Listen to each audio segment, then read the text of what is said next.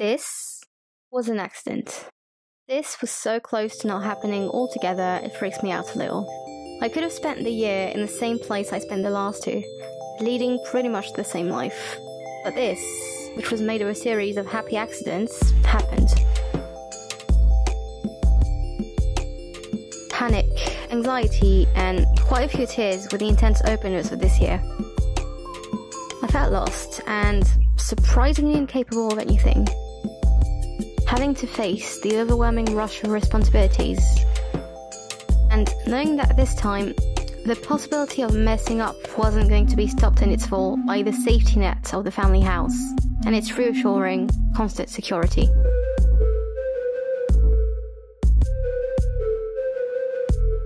Being kicked out of a comfortable daily life and faced with a new house, a new life, and a new environment left no other choice but to go through an inevitable, awkward transition to clumsily adapt and arrange a new little home. Riding an unfamiliar double-decker, buildings would pass through, without any characteristic making them distinct from one another. Nothing was attached to them yet, no stories, no people. Altogether, they looked unbelievably blank. This left me quite helpless and lost for words.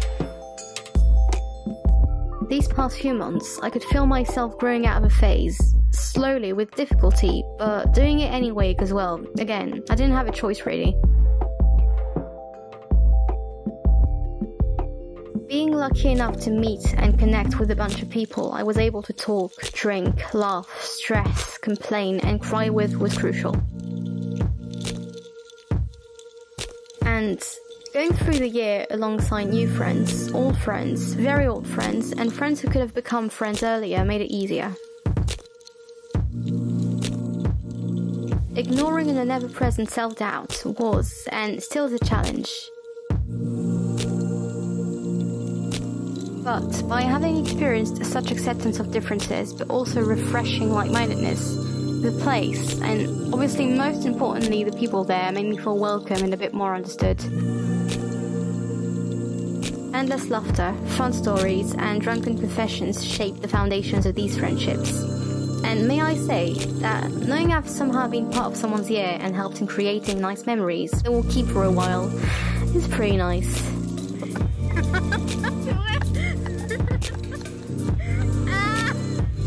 Atisanda.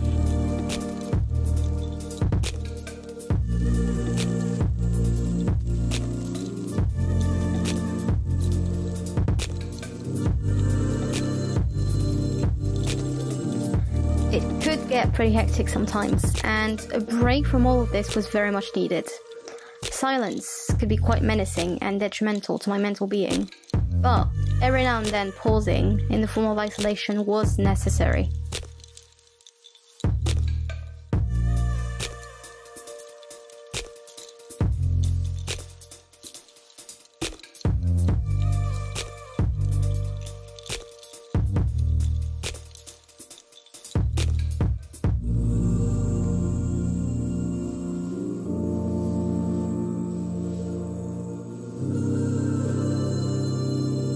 An essential part of my time there was to enjoy it as much as possible as it is.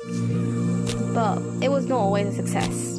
However, knowing that I had just about 10 months there, letting go of the fear of letting go was the only option. I have tried to get past the perfectionism regularly tormenting my everyday life, so I could just appreciate what was happening, right there and then. Admiring what was unfolding without trying to control every aspect of it was new and important. I now know it is absolutely urgent to stop yourself from running and stressing and contemplate. I am able to find time to do it in the midst of an absolute chaos, which is a precious skill I was lacking for a long time.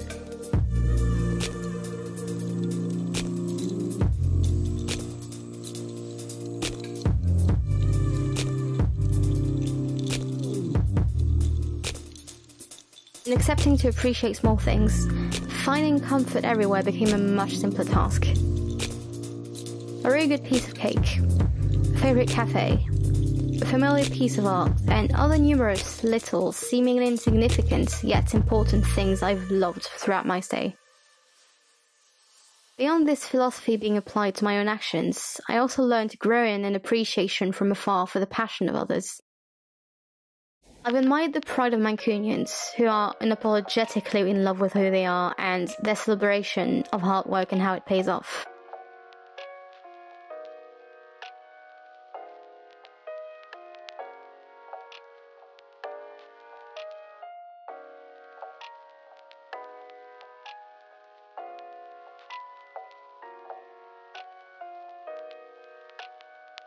University was also a good reminder that passion and dedication can always take you a long way, and even to new, unknown things.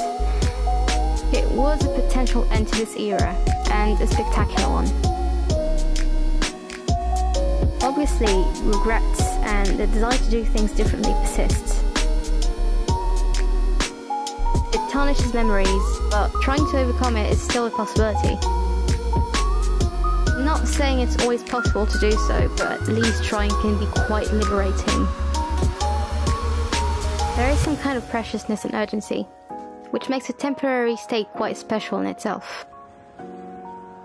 It requires a considerable effort to accept and enjoy it the way it is. And surely I wouldn't have experienced all this the same way if I knew for sure that I was staying. It doesn't change in any way that leaving was sad, but it mends the wound a little, I guess.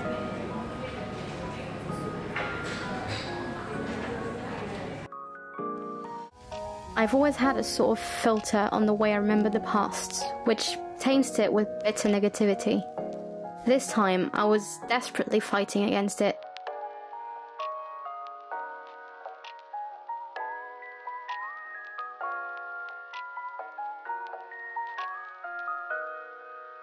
Walking through campus for the last time felt surreal, trying to capture, remember everything and anything, every little detail which made the place the way it is and the way I know it, locking it up in my mind to make sure nothing is forgotten nor modified.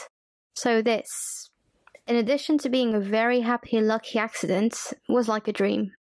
Not a glamorous, flawless fantasy, but an actual one, as nothing felt real. It felt like a dream in September, and it feels like a dream now.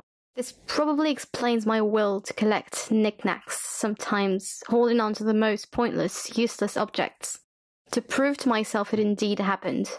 To remind myself that all these memories were the present for a short moment. If you have material proof of these things happening, you can't lie to yourself and edit those memories, right?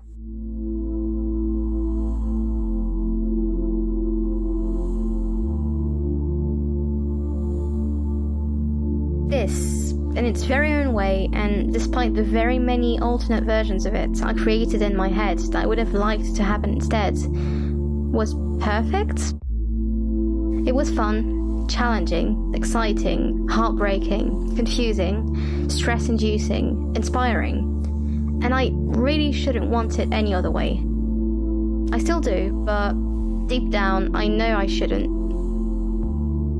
It brought me intense joy, but also unbearable sadness. And I have to admit, it all made it a whole, frankly, life-changing experience.